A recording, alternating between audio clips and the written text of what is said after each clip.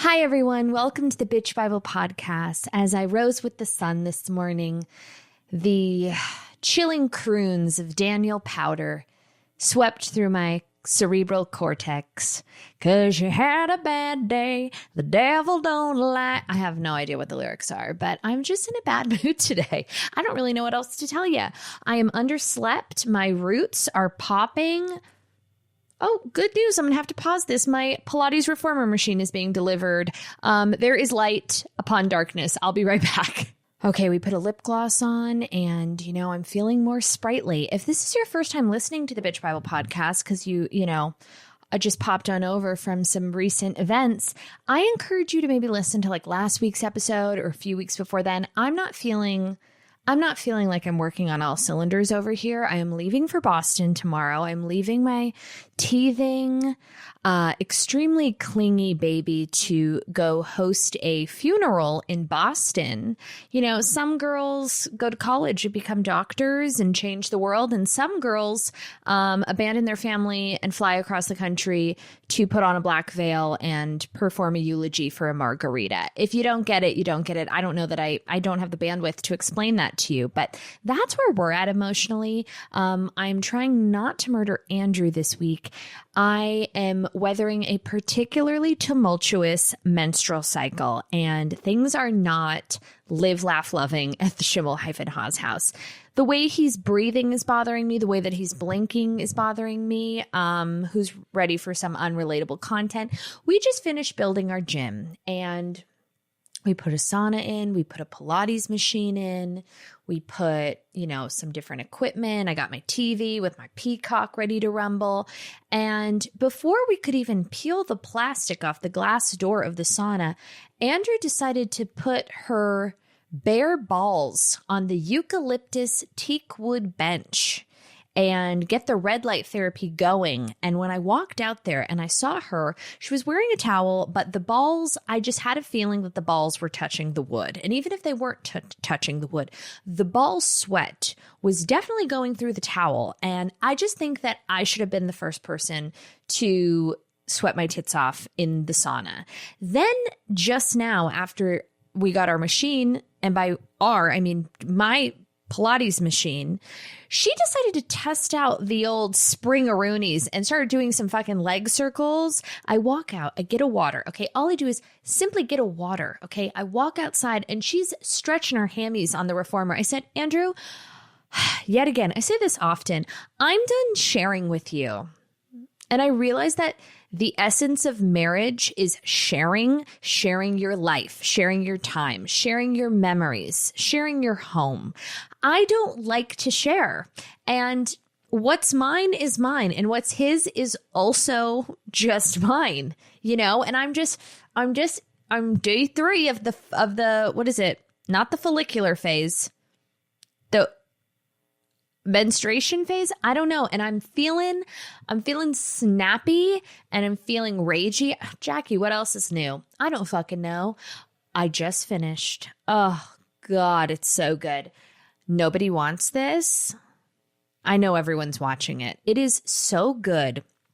And on paper, if you're explaining it to someone, I have double scrunchies. That's a cry for help. Okay. Let's just keep it monochromatic. I'm just going to keep the black one on. I realize that everyone and their gay brother is watching this show, but in the chance that you meet someone that's not watching Nobody Wants This and you try to explain it, it sounds cheese dick. And almost always when the subplot line is like podcasters trying to do the thing, like it never translates well to screen.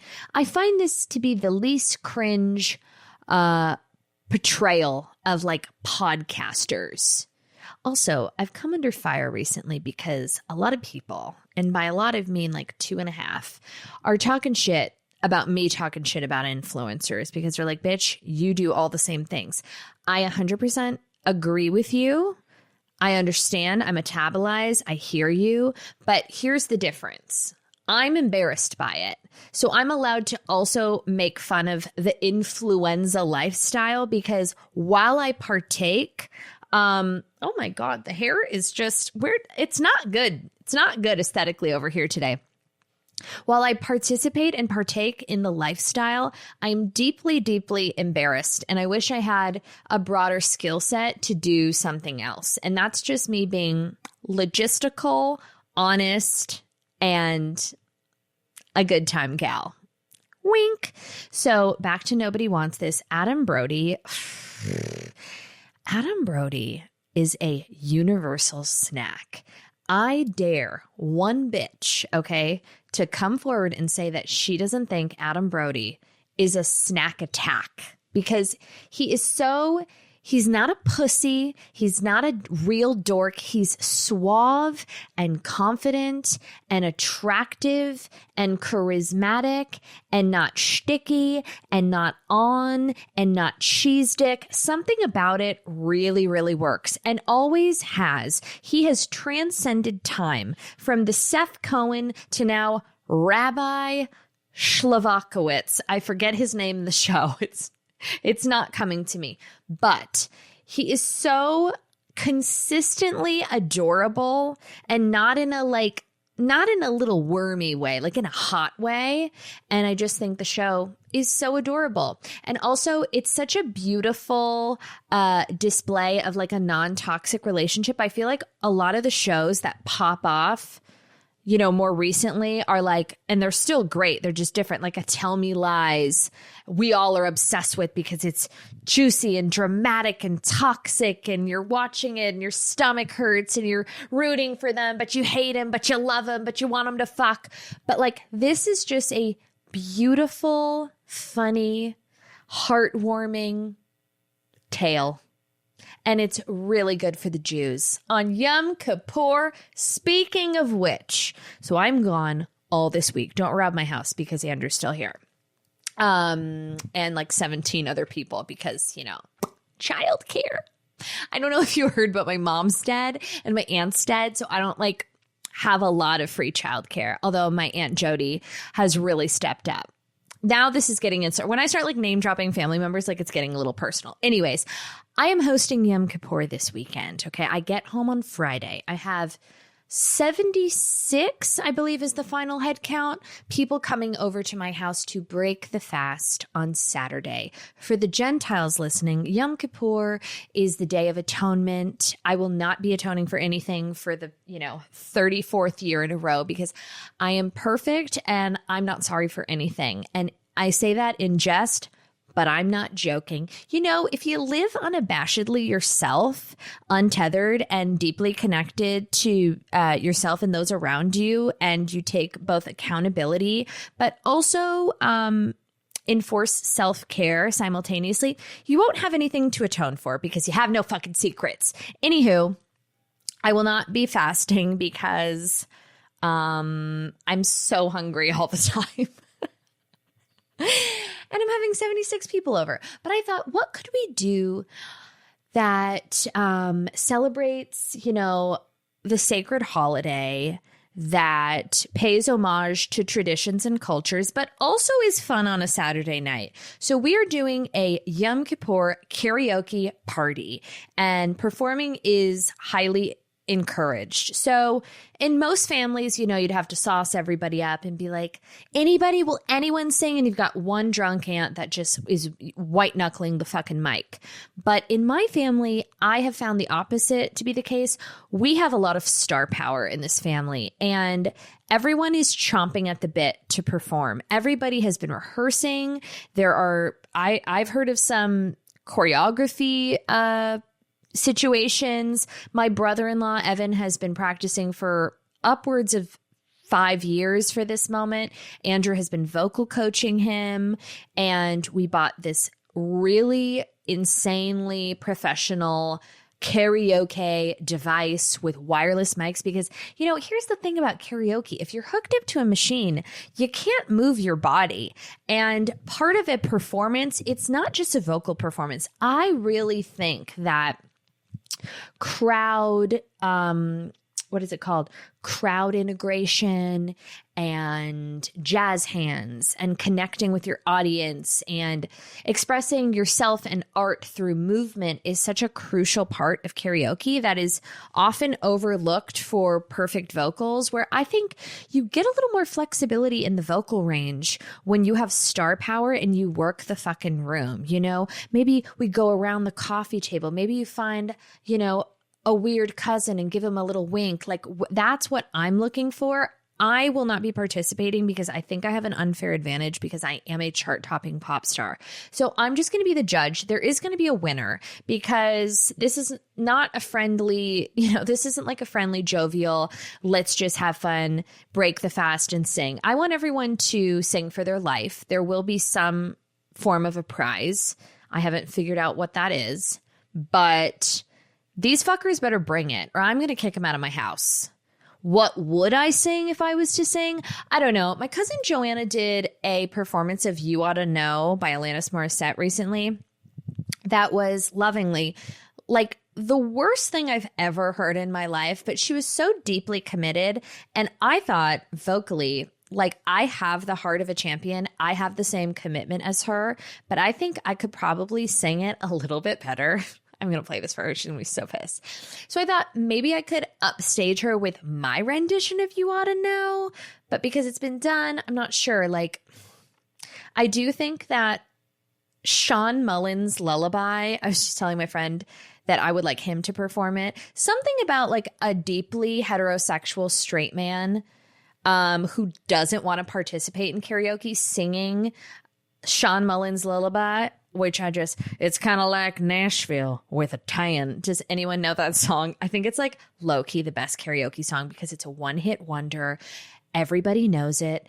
Oh my, you know what would be good for Yom Kippur? What if God was one of us? Just a slob like one of us. It kind of drags though. Yeah, God is good. Oh my God, what if Andrew and I did What If God Was One of Us? God Only Knows fucking remix, okay? Because that's Andrew's favorite song. I love Joan Osborne, and we just kind of really take it to the next level. I don't know. I'm thinking about it. Bonjour, Bitch Bible listeners. I've been practicing my French lately with Rosetta Stone, and it's going très bien. Rosetta Stone is the most trusted language learning program, and it's available on desktop or as an app. They have been a trusted expert for 30 years with millions of users. They offer 25 languages: Spanish, French, Italian, German, Korean, Chinese, Japanese, Dutch, Arabic, Polish. Basically anything you want, they have got. They also immerse you in so many ways. There are no English translations, so you really learn to speak, listen, and think in that language. They have a very intuitive process. So you pick up a language naturally, first with words, then phrases, then sentences, so you're going to retain the language long term. They have the true accent feature that gives you feedback on your pronunciation. It's basically a personal trainer for your accent. Their lifetime membership offers all 25 languages for 50% off, which is a steal. Don't put off learning that language. There's no better time than right now to get it started. For a limited time, the Bitch Bible listeners can get Rosetta Stone's lifetime membership for 50% off. Visit rosettastone.com/Bible. That is 50% off. Unlimited access to 25 language courses for the rest of your life. Redeem your 50% off at rosettastone.com/Bible today. Are you in pain after walking, running, or even just standing?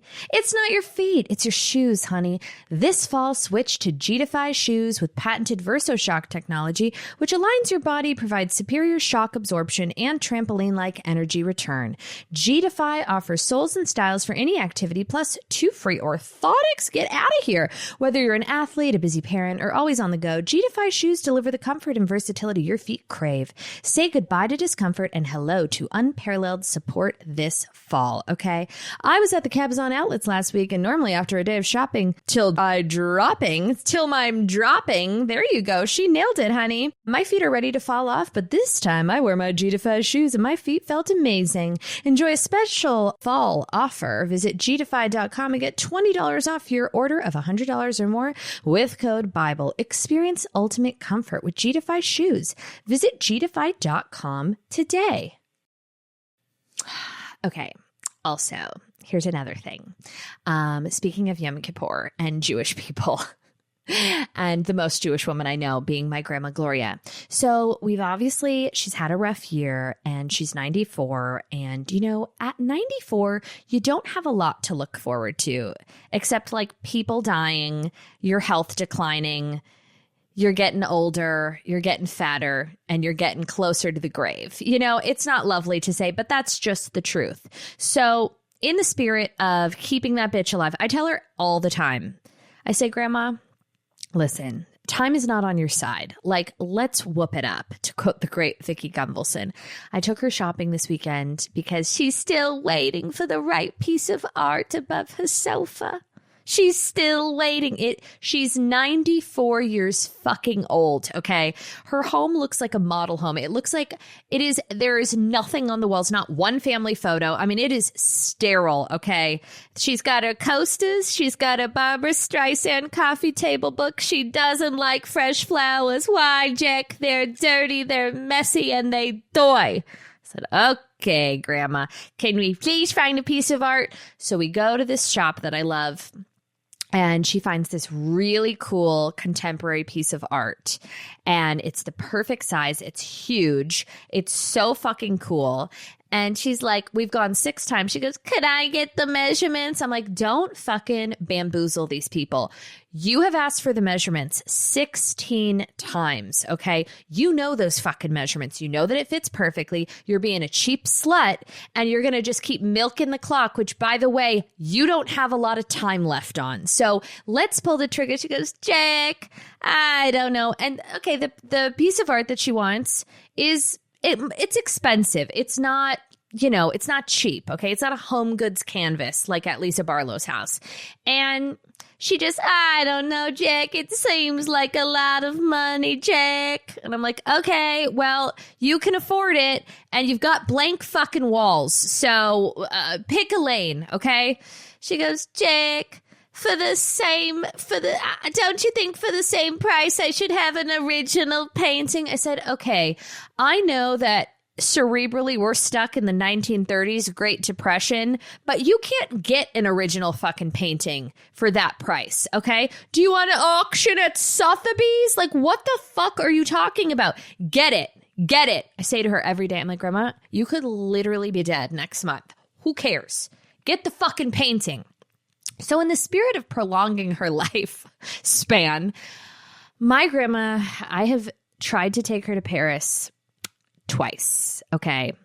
The first time, her and my aunt flew to London while I was living there, and the day before we were about to get on the train and go to Paris, there was a terrorist attack and they closed the borders and we couldn't go.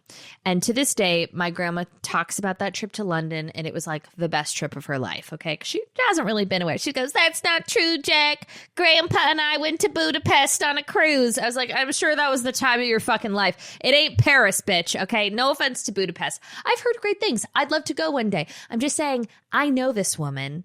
And when she gets to rock her slicked back bun, okay, and walk through the streets of Paris and like have red wine and look at all the thin people smoking cigarettes, she's going to fucking climax. Okay. So the second time we were supposed to fly to Paris, March 11th, 2020. That was the day they closed the borders for COVID.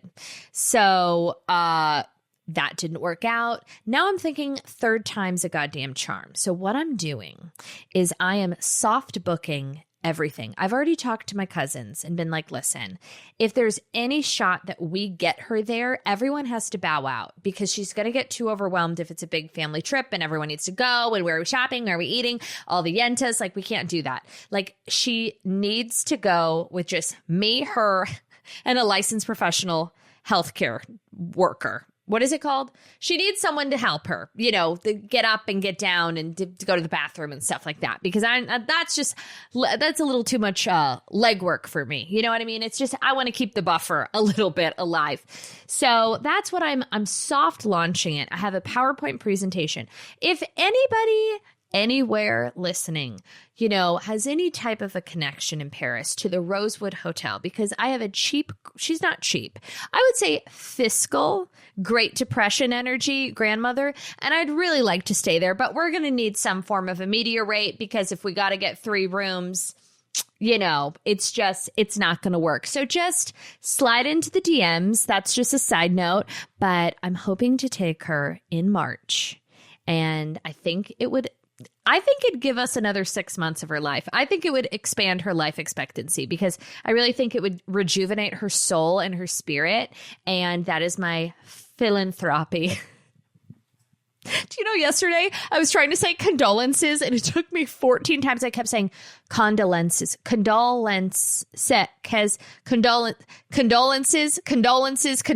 couldn't get the words out. And I was like, something is not right. Jesus Jugs has lost her mind. Speaking of something not being right, I have some lukewarm to warm takes. Or just like wildly cold, like frigid takes. Alexis Bellino and her little fucking braids. Any bitch, specifically housewives, that hit you with a front braid, broken, just damaged, chaotic, we can't trust them. We can't trust people with a magenta lip, a frosted lip gloss, or any form of I would say like a hairline braid. Like a crown framing braid. Okay. If we're doing a half French braid in a bun, broken. If we're doing like a side braid, broken. If we're doing 2 side braids with a twist and a half up, half down, broken. We're not fucking with face framing braids. Okay. Unless you're milking a goat in Switzerland, yodeling. You're like, or you're working at a fucking beer garden or BJ's, synonymous. or you're inherently broken. If you're going to the fucking dry bar and you're getting that $15 add-on braid, I don't trust you. I think you're a fucking rat.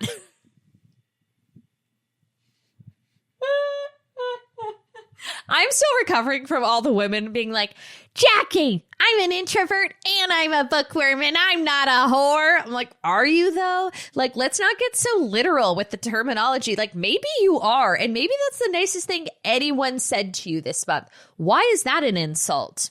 I don't think it is. Calling you broken, that's fun. Broken is fun. It's fun. You don't have to be eternally broken. You can get your little internal glue gun and put the pieces back together and take that braid out. Natural crimpies. But maybe you're just going through a rough time. That's my takeaway from Alexis Bellino and Jen Padranti. Is that her name? They both hit us with a form of a face framing half braid. And I see some, I don't know, similarities there. Jesus Jugs has gone fully rogue. I think that when we see previous seasons of Jesus Jugs and she's with Jim Bellino and she's opening her trampoline park, that's where shit started to go awry. Watch her at Sky Zone. Watch after she cut that bob. She's wearing a magenta lip in her fucking confessional with a matching pink leather shift dress. Somebody strike me dead. I am an anthologist. I can't say the word condolences and I don't know my social security number, but I have so much fucking intel. She's wearing a magenta fucking lip. She's got a chunky low light bob. And that's when the wheel started to fall off. Similarly, Amanda Bynes, it's a touchy subject.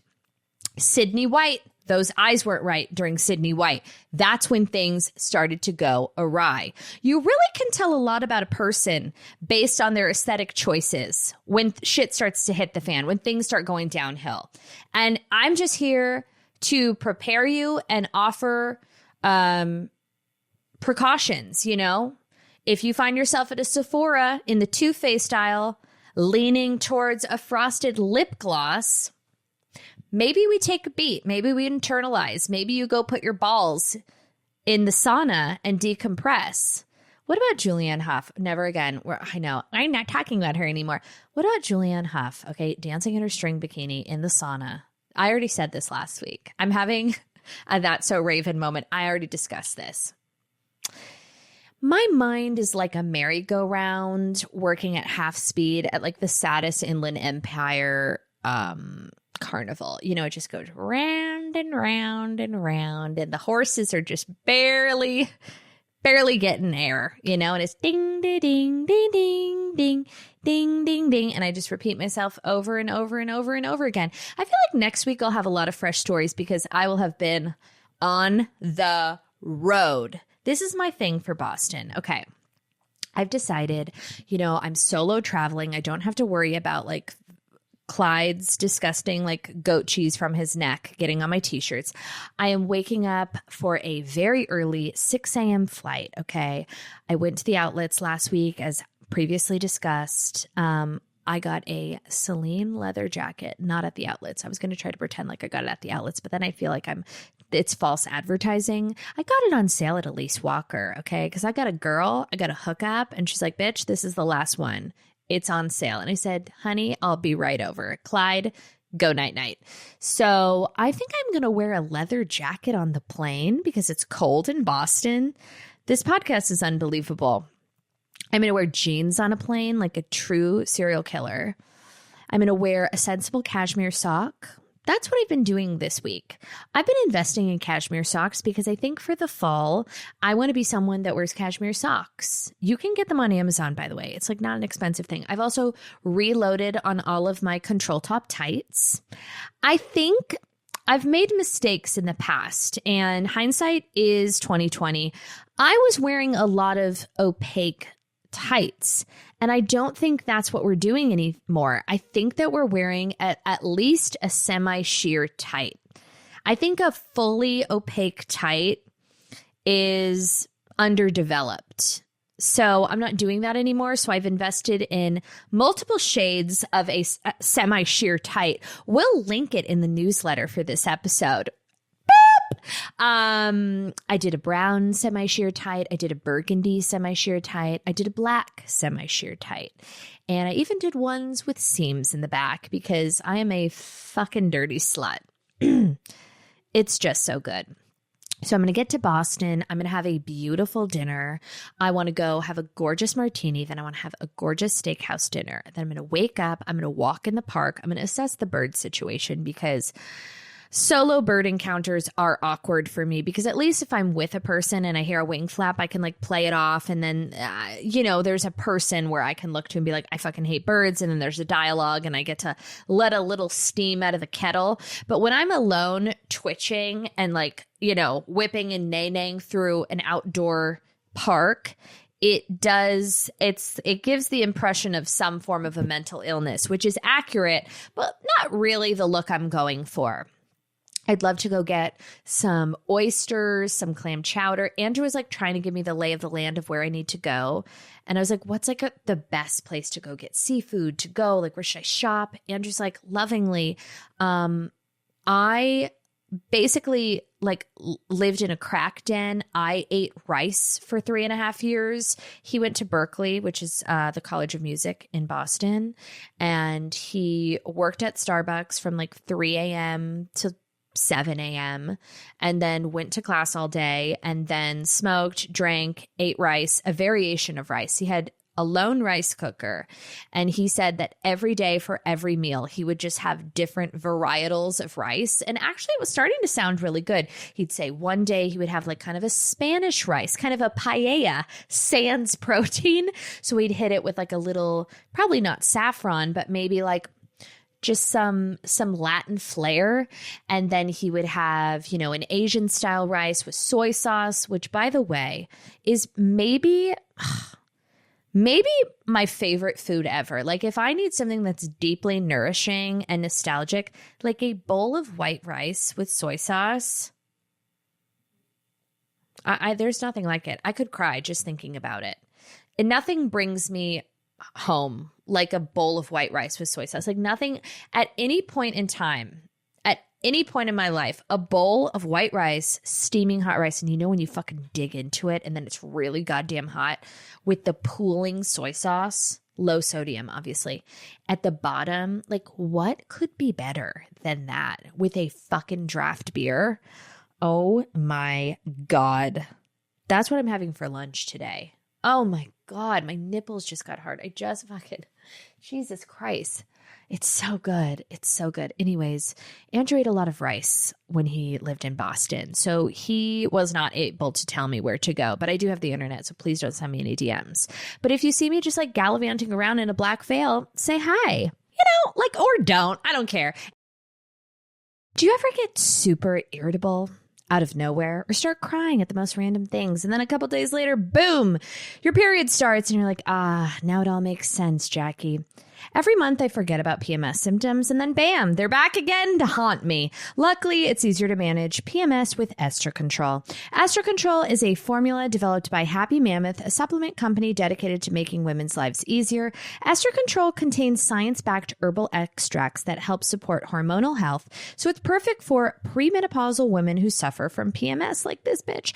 The ingredients in Ester Control help support the liver where estrogen is processed, so whenever the estrogen isn't processed well in the liver, women may start having PMS and all the terrible symptoms that come with it. Weird skin, cravings, feeling low out of nowhere. Now with Ester Control, you don't have to lose a week out of every month because of PMS. For a limited time, you can get 15% off on your first order at happymammoth.com. Just use the code Jackie at checkout. Once again, 15% off on your entire first order at happymammoth.com with the code Jackie at checkout.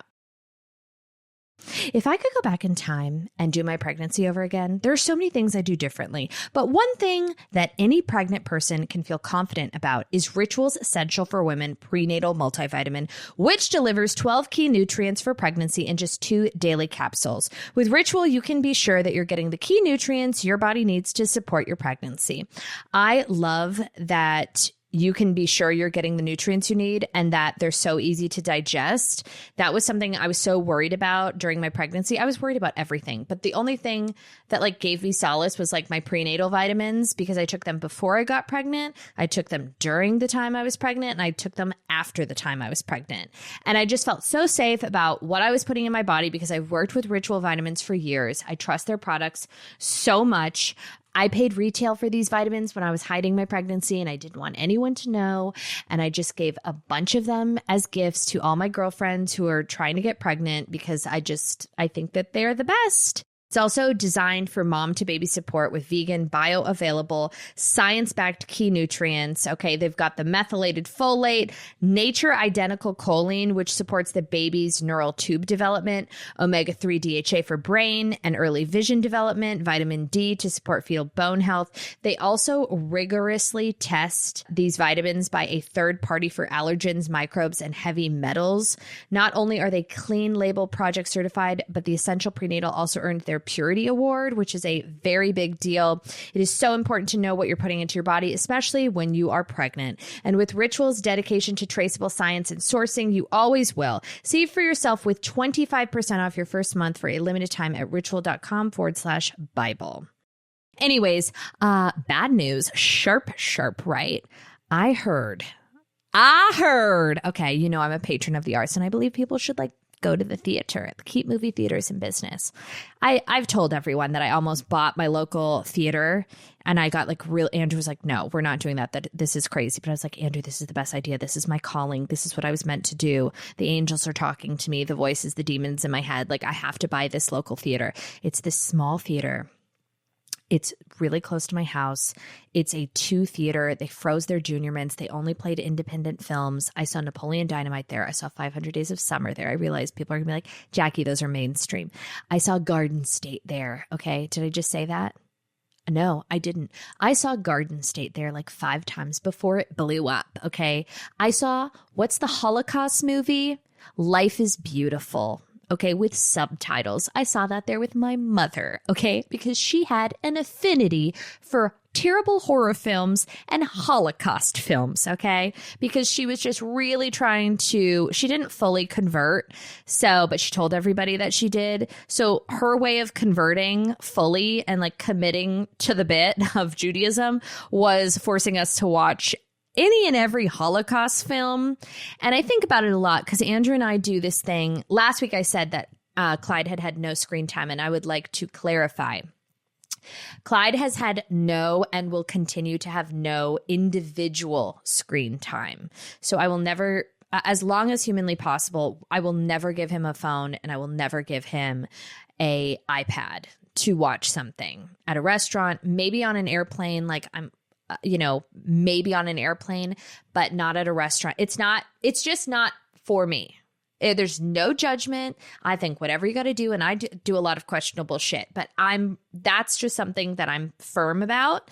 However, we do interact if it's a communal experience. Basically, this is my roundabout way of saying if mommy needs to watch Housewives, sorry bro, you have to just participate. So on Sundays we do the Sunday morning movies, and we bring them in the bed with us, and we watch I would say 20 to 30 minutes of a movie. This week we watched That Thing You Do, which is just adorable. Quite frankly, it's an adorable film. I love it, okay? It's a tale as old as time about an up and coming band that gets blinded by those lights, okay?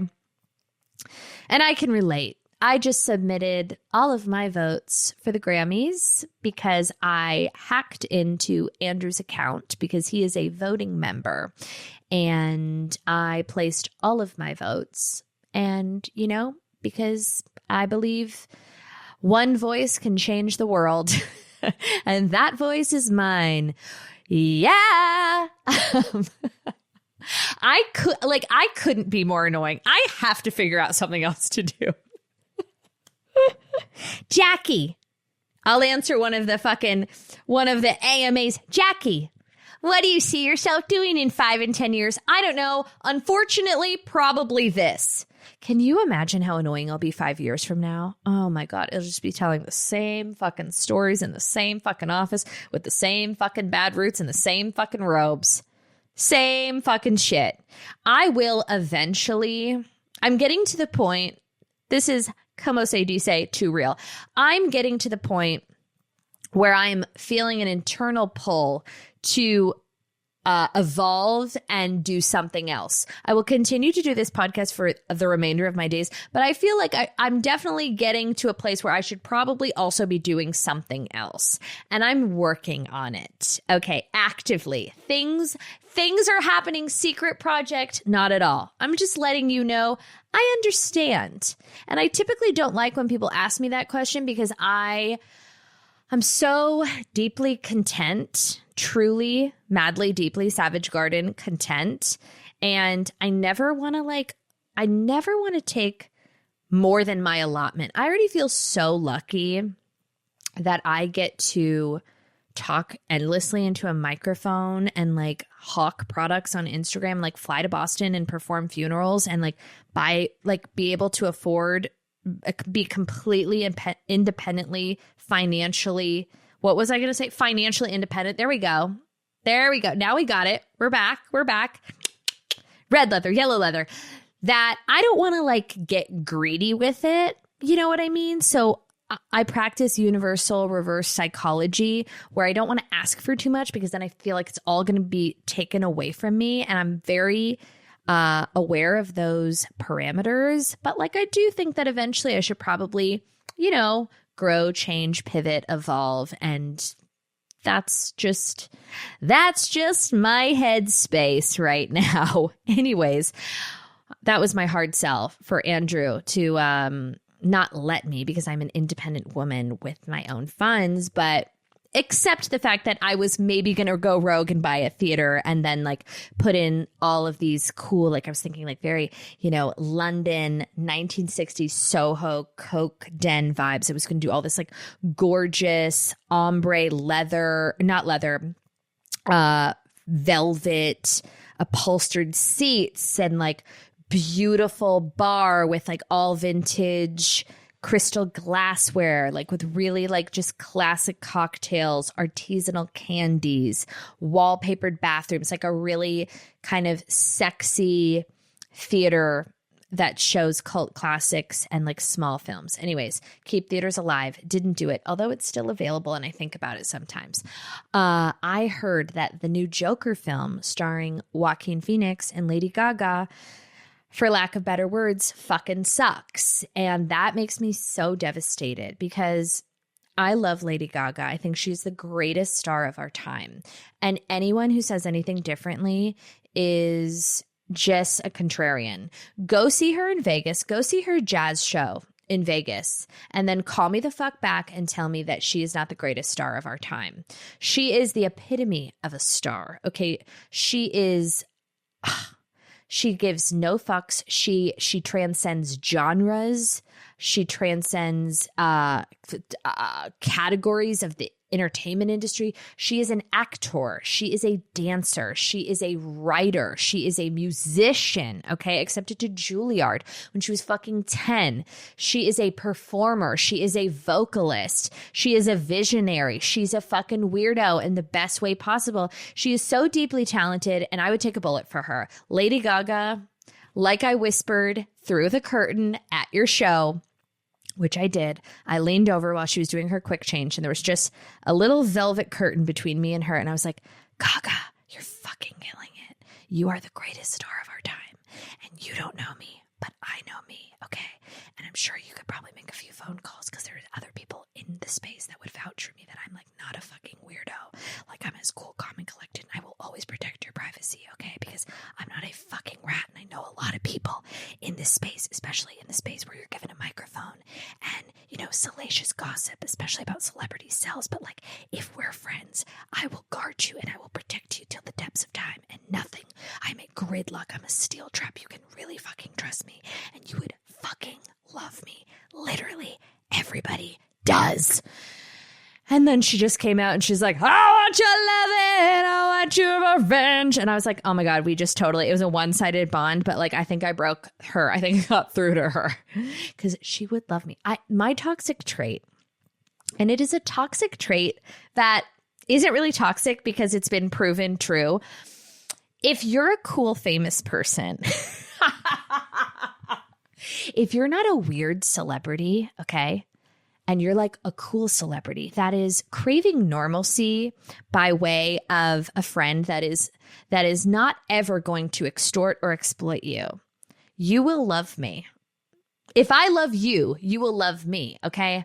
I'm not a star fucker, but if I think and I know somebody is cool, they're gonna like me. We'll have to cut all of this out, but it's just, listen, there are rats who like cheese. And there are, let me think about this. Okay, I love when I like to workshop in a metaphor. There are rats and there are hamsters, okay? And they're not the same thing. And I affiliate as a fun-loving, loyal hamster, okay? Not that I'm a pet. I'm just saying, know the difference between a rat and a hamster. That doesn't work at all. That doesn't work one bit. And I said it. I don't like it. I regret it. I want to take it back, but I'm past my deadline. So we're just going to keep on rolling, rats. This week's episode is sponsored by BetterHelp. I am so excited for Halloween. I've been planning a joint outfit for me and Clyde for months. October is the season for wearing masks and costumes, but some of us feel like we are wearing a mask and hide more often than we want to, at work and social settings, or even around our family. Therapy can help you learn to accept all parts of yourself so you can take off that mask, because masks should be for Halloween fun, not for our emotions. If you're thinking of starting therapy, BetterHelp is an amazing place to start. It is entirely online. It's great for you busy bees out there because it's designed to be convenient, flexible, and suited to your schedule. All you have to do is fill out a brief questionnaire and BetterHelp will match you with a licensed therapist, and you can switch therapists anytime for no additional charge. Also, I love BetterHelp so much because it's just so easy to get started. It's so non-intimidating. It's also a fraction of the cost of traditional in-person therapy. Take off the mask with BetterHelp. Visit betterhelp.com/bitchbible today to get 10% off your first month. That is BetterHelp, HELP.com/bitchbible. Joaquin Phoenix is hot. Joaquin Phoenix is hot. I mean, there was a time, I'm still very confused about that. I don't know if it was a publicity stunt for the documentary. He was being really fucking weird, okay? This is my uninformed recap of Joaquin Phoenix. There was a point in time, I would say maybe like 8 years ago, allegedly, where Joaquin Phoenix was being weird. He was saying he was quitting the biz. He was doing weird shit, okay? I believe later we found out that was all for a documentary that he was putting out. Never saw it. Don't think anybody else did. And this was after kind of like a streak of him really killing the game. You know, he did Walk the Line, which was so good. He did Her, which was so good. He did Joker. That was more recent. But, you know, he's obviously an amazing actor. And then he got weird, and then he came back, and we all forgot about that. And now I'm regurgitating it. So sorry, Joaquin. And I really had high hopes for this Joker à la folie, or whatever it is. It's basically like the Joker and a musical is what I've heard, starring Lady Gaga and Joaquin Phoenix. I am still going to go see it in the theater because I would like to make my own kind of consensus on the film, being that I am a film critic by trade, and see what's going on. Because like sometimes, like, is it camp even? Like, is it so bad it's good? Because that's kind of great too. Like, that has an artistry to it. Movies that are so fucking bad that they're incredible, they are still good. You know, at the end of the day, when something is so bad that it loops back around 360 to being fucking great, like that can happen. You know, think about The Disaster Artist with the first original film. I forget what it's called, but James Franco redid it. And it was like the worst film that has ever been made, like with the lowest scores and reviews of all time. And it was just this guy who like wanted to be an actor. I don't know. I'm definitely butchering the delivery here, but like sometimes it is so bad that it's fucking fantastic. It's art. Look at, you know, it's a perfect example. Showgirls. That's the perfect example. It's like the worst movie of all time. It makes no sense. Everything is so disconnected. Like, why is she getting finger banged on her period? Why is she like thrashing around like a dead humping dolphin in the pool? Like, where does she go at the end of the film? Who is she? Like, what's with Gina Gershon? What's the darkness? Is she a lesbian? Is she like Versace? Nobody knows what's going on. And it's unfucking believable. It's dark. It's twisted. It's funny. It makes you feel. Art is supposed to make you feel. And Showgirls makes you feel basically every human emotion that could possibly be felt. And that is chef's kiss art, honey. It's time for Ask Jackie. That's me. Who gives a fuck? Okay, because it's Off-Brand October, we are doing a very interactive, community-enhancing Ask Me Anything question. And I'm going to answer questions that make me uncomfortable, because that's what Off-Brand October is all about, girlies. Okay? Let's see. Why are you such a cunt? It's a great question, Holly. Holly is her name. And Holly was her name. Oh, C-U-N-T me. Why am I such a cunt? I'm just really funny. And that's just the truth. Am I actually a cunt? No, you can ask the fuck around. I'm so nice. It's disgusting and quite frankly disappointing. I wouldn't say nice, because I think nice is a behavior and not like an actual personality trait or characteristic. I would say that I inherently am polite and kind. Am I a cunt for sport? Yeah. You know why? Because it's just so much fun. It's really that simple. Like, let's just get real layman's with it, okay? I'm putting the layman's. Being a bitch and being a cunt with like good intentions and never punching down is just so much fun. I love my favorite moments of my life are when I am with people that I absolutely love and trust in a beautiful space, preferably my home with the doors dead bolted, having a gorgeous cocktail, talking like violent, vicious shit about people, places, and things so external from me, not in my vortex, not in my wheelhouse, not in my life, and ripping them to shreds for fun. We don't like, nobody wants to say that anymore. There's nothing more like soul nourishing and just fun than just going the fuck off. Like, that to me is joy, because it feels natural. It feels right. It feels taboo. And if that makes me a cunt, ding, ding, ding. I wear it proud. I wear it loud. I definitely am. I mean, I say some fucked up shit. But it's just for fun. This is a disgusting one. Everybody get ready. What is the most expensive item of clothing? Clothing. I'd like to differentiate. Clothing that you own. Besides my wedding dress. Actually, no. That's my wedding dress. No, that doesn't count. Are we going to do this? We're going to do this. Ooh, this is not good. This is no bueno. This is something I would rip somebody to shreds for. I have a jacket that is $8,000 and I'm mortified to say it out loud, and maybe we'll bleep it. I'm going to think about if we're going to bleep that or not. No, that's such pussy shit. I bought a jacket that was $8,000. It's a forever piece. It's a staple. And I'm pretty sure I could sell it for just as much.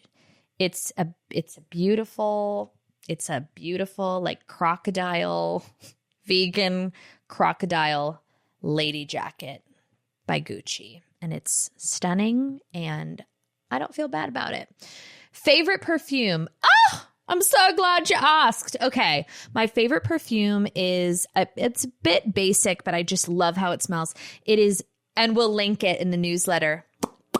It is Diptyque Floskos. It's something Philloskos. It's not fruity. It's not vanilla-y. It's very interesting. I'm not a Baccarat Rouge kind of slut. You know what I mean? Like, no. Did I buy it? I did buy it once. And then I wore it for 3 days and I thought, ew. No. And then I said, no, Jackie, we're going back to basics. I like the Diptyque. I've worn it forever. And I love it. How many martinis a week do you drink? This is a great question. So before having Clyde, I would have 1 martini every single day at around 6. Okay. Just 1. Sometimes on the weekends, I'd have 2. And I have found that 2 martinis is not good for me anymore. I need 1 super tanker and I need to drink it very, very slowly. This is a letdown. Since having Clyde, some weeks I don't drink. Like during the weekdays, I might have a glass of wine. Like Monday through Thursday, I might have a glass of wine one of the days. Friday, Saturday, and Sunday, so 3 days a week, I have 1 martini. So I would say on average, and sometimes maybe on a Thursday if I've had a rough day, I would say tops 4 martinis a week. Usually 3 martinis a week, but they're to the brim. They are house pours. Okay. So they're like buckets. I would say they're like a restaurant 1.5. It's a club pour. What color pumpkins are you putting out this year? Here's my truth. Last year, I did do a cascading, off-white, off-brand pumpkin triage going down the front steps of my house. I sent a picture to my girlfriends. They're like, hey, girl, you good? And I was like, I don't think so. I had just given birth. I was like still like bleeding and I feel like my seams were still healing in my labia. And I went out and I bought so many fucking pumpkins and I had them cascading down the side of my front door. And every time I rolled into my driveway, I mean, it was just symbolic of what I was going through at the time because I felt like I was pretending to be a mother and pretending to be happy about it. And I was also pretending to be someone with a pumpkin scape. So I feel like metaphorically, that's what was going on. This year, I mean, am I going to get some fucking pumpkins? Yes, I have a kid. What is Clyde being for Halloween this year? That was another question I got a lot. Okay, I've got 2 options. I have like a basic ass lion costume, you know, with the thing, with the roar. And then I also have the Chippendales costume, which is just like a little bow tie and handcuffs. And I just let him go naked. I'm waiting to see what the weather is going to be. How funny would it be if Andrew and Clyde were the Menendez brothers and I was the mom? Is that too soon? Yeah, probably. I still got to get that whole storyline straight because I thought the Menendez brothers suffocated their parents with the pillow, but then I'm finding out they were abused. I should probably fact check the backstory on the Menendez brothers before I start making jokes about the Menendez brothers because were they sexually abused? Okay, we don't love that. I don't love linking that story to my child's Halloween costume. We'll workshop that and revisit it next week when I finalize costumes. Thank you. Off-brand October. What is your favorite baby gadget? New mama here. Oy vey. I gotta say, I'm a Doona girly. Now, Clyde is obese. Jackie, calm down. If he doesn't think that's funny when he's older, I haven't done a good job as a mother, because that should be the least of his problems. Doona is fantastic. Clyde obviously is a very large child, so the longevity of the Doona was not great for us because he was bursting at the seams. I mean, literally, like, his entire body. He was being suffocated by the Doona. Jackie, take out the insert. Oh, we were never even able to put the newborn insert in. Clyde is a huge kid. So I loved that Doona. It was so easy in, easy out. You know, the handlebar's a little low, but that's okay. Also, for me, the Slumber Pod, couldn't recommend it enough. If you travel or want to not be tethered to the home with your baby, if you get the Slumber Pod, it's basically this blackout tent that assembles in 5 minutes. It's breathable, fully blackout. It's got pockets, so you can put a fan, a camera, and a sound machine. And then if you're traveling and you're sharing a room with your kid, you can watch television, you can operate as normal, you can have the lights on, and you can just put those fuckers to bed. Love it. Also, you know, leave them in the hotel room, go down to the lobby, have a cocktail, bring your monitor, and they're just happy as a clam in there. I would never do something like that. I've never done something like that. I would never do something like that. Love this one. This is just so of the times. What song do you put on that motivates you to be the super mom and wife that you are? Well, obviously, Cordelia's I think I like this little life. That's, you know, when I wake up, that's the first song I play and just like cherish the day. Also, I like to follow it up with Jumper by Third Eye Blind. I wish you would step back from that ledge, my friend. That's a joke. Then I put on Pussycat Dolls. I hate this part. I hate this part right here. Then I put on New Radicals, You Only Get What You Give. I swear to God, this is not a joke. If I could wake up to one song every day for the rest of my life, it would be New Radicals, You Get What You Give. And then I would probably follow it with New Radicals, Mother, We Just Can't Get Enough. And I think I'd be in the best mood of my life. I'm going to start doing that every single day. I'm going to listen to 2 New Radical songs. And then in the middle of the day, after my serotonin levels have stabilized and depleted, I'm going to listen to Goo Goo Dolls' Iris. And I don't want the world. You know, I'll do that a little bit. And then I'll go to sleep to Michael Bublé, Fever. Okay, did you see Julianne Hough's response to her most recent post? Okay, that's a little wordy for me. I think I know what you're talking about. She posted the video in the sauna that I've talked about multiple times now, and then people were telling her she's too thin. Ugh, honey. Okay, and things we're not supposed to say in 2024. You know, it's technically body shaming, calling someone too thin. I will isolate myself from Julianne Hough's experience because she is allowed to live in her truth and feel all of the feelings that she wants. And she is, you know, in her own right to do so. I will speak from my own perspective. I would be so, this is shtick free. This is me being honest. I would be so insanely flattered if someone said I looked too thin. Not nice to say. Not healthy, probably. I mean, nobody has to worry about me. I can't stop chewing for the life of me. So this is not my personal problem. I understand, you know, eating disorders are real and people suffer and it's a real problem. Okay, I'm going to isolate from, not everyone has to speak through everyone else's experience. I'm just going to talk for myself here. Would be so thrilled. Would be so happy. Okay, I'm going to set up a tripod outside of my sauna in my sensible one piece, okay, with a caftan over. And if one person says they're worried about me because I look too thin, I will drive to their house and open mouth kiss them on the lips with a edible arrangement in tow, because that would be, you know, it'd be nice. And I don't care what anybody fucking says. Not of the times. Not of the times.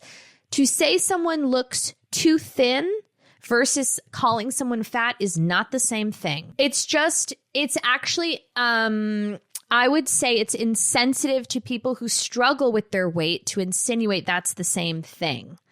Because you can always chew a little bit more. You know, you can always wolf down a hunk of brie or go get a fucking milkshake. But people who struggle with their weight, you know, there's health problems that come into factor. There's genetics that come into factors. And not one or the other is more beautiful. But any real bitch on the block will tell you that saying somebody looks too thin, it's, you know what? Tempt me with a good time. Somebody somewhere. Oh, Jackie, you're so frail. Have you eaten today? Your cheekbones are just withering away. Your brittle little shoulders. Oh, these wrists. How does she even hold up the microphone with those frail wrists? A dream. Somebody write it in a review. These fucks. I'm getting so many 1-star reviews because of these fucking commercials, which God bless, so appreciative. Like, a dream. If you told me 10 years ago I'd have a commercial that was running so often that people were getting annoyed by it. I've gotten so many DMs being like, I'm at the nail salon. I've seen your fucking commercial 14 times. And now every time I see your face, I get angry. And I said, thank you, Katie, with 2 E's. But the 1-star reviews are really flooding because these people don't know what to expect. And then they're really, really offended. And it's honestly, I'll take a 1-star over like a 3-star. You know what I mean? Because I don't want to hover in mediocre land. I want to be, you know, detested or adored just across the board for the rest of my life. Like a 3 feels, oh God, 3, a 2, a 4. You know, I like to live in extremes. Here's a good one. I'm going to name the puppy too. What's her name? Oh, let's see what this bitch's profile looks like. Okay. Her name is Jules. Hi, Jules. Why are you so ugly?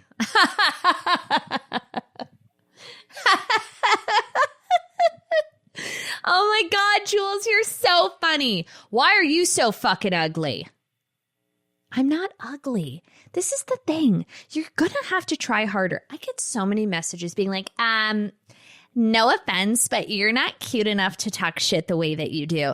I kind of disagree with you. I mean, granted, I'm not in a full glam situation on this podcast, but if you gave me like a professional and 35 minutes on the clock and proper lighting, like I could really pop off the pages.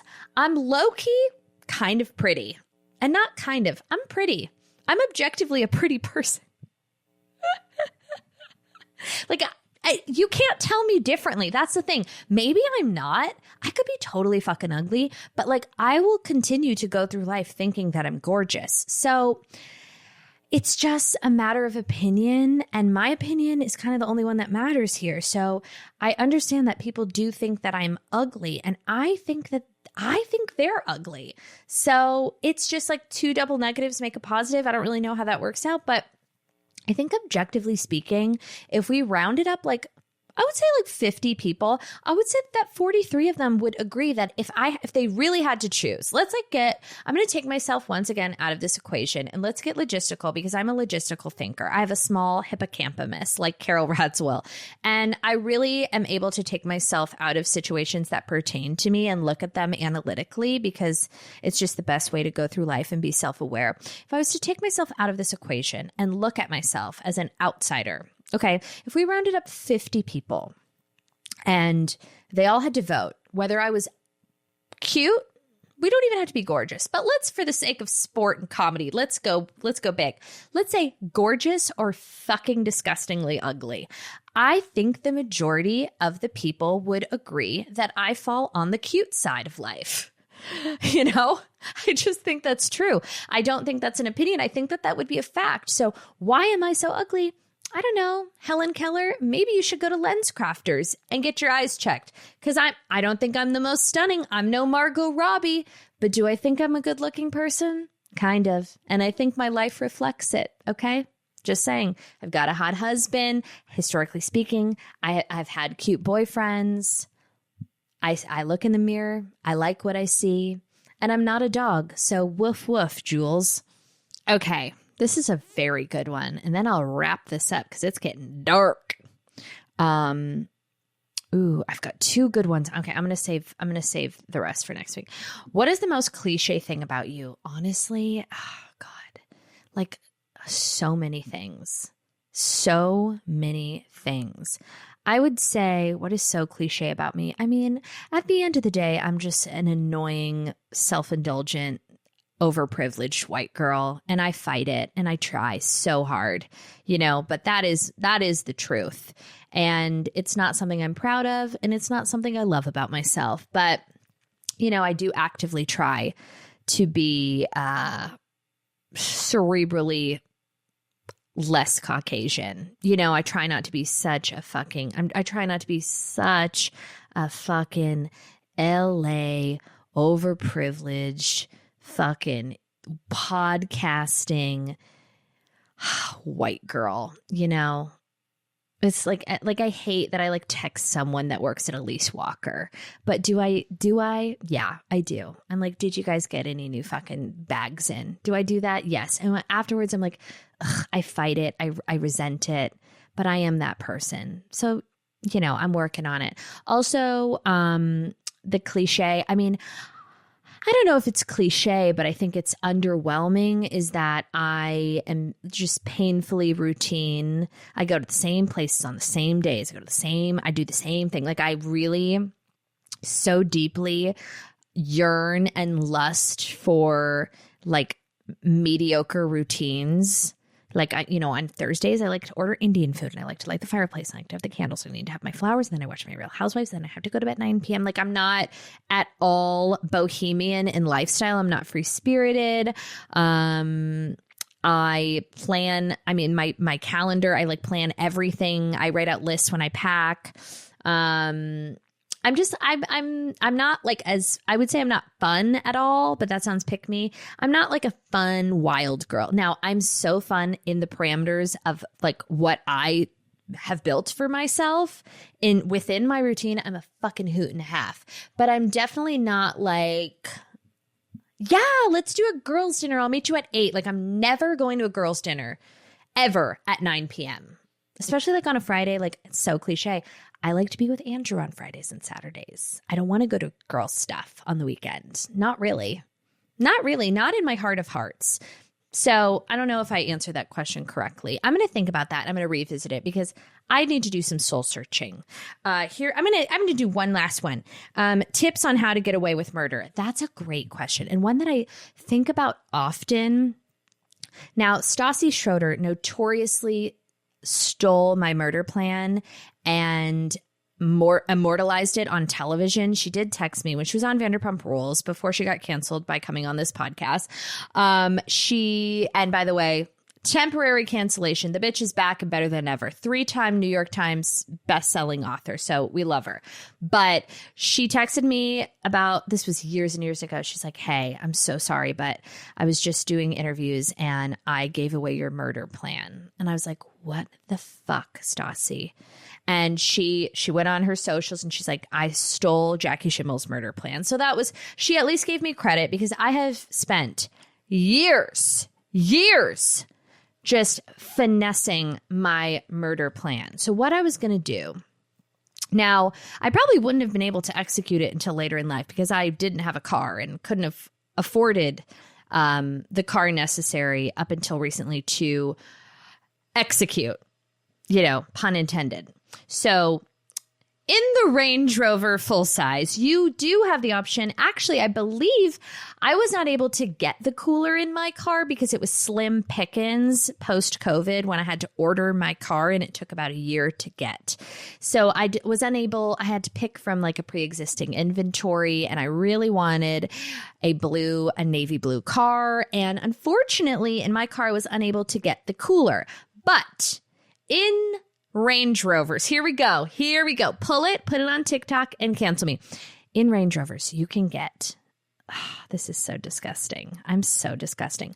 You can get a cooler, like a cooler to keep drinks cold, whatever.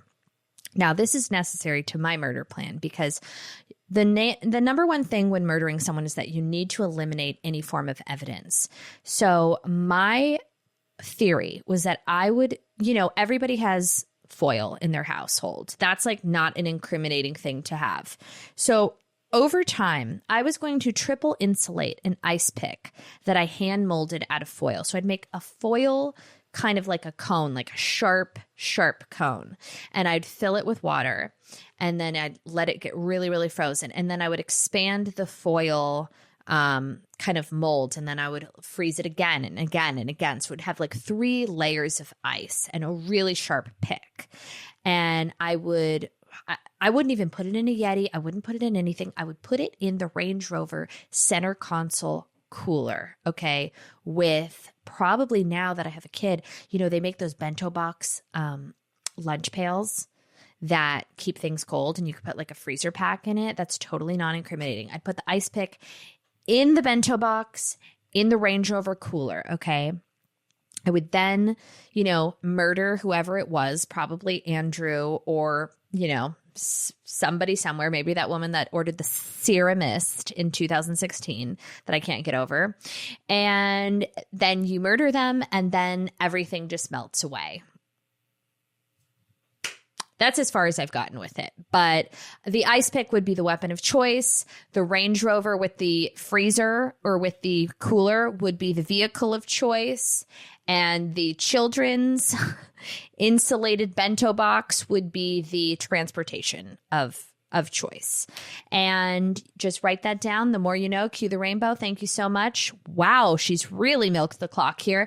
I will talk to you next week, and we will have a lot to talk about. Like I said, if this is your first time listening, oh God, my ear. Keep listening. They just keep getting better and better and better and better. I don't care what anyone says. Have a great week. Love you. Bye.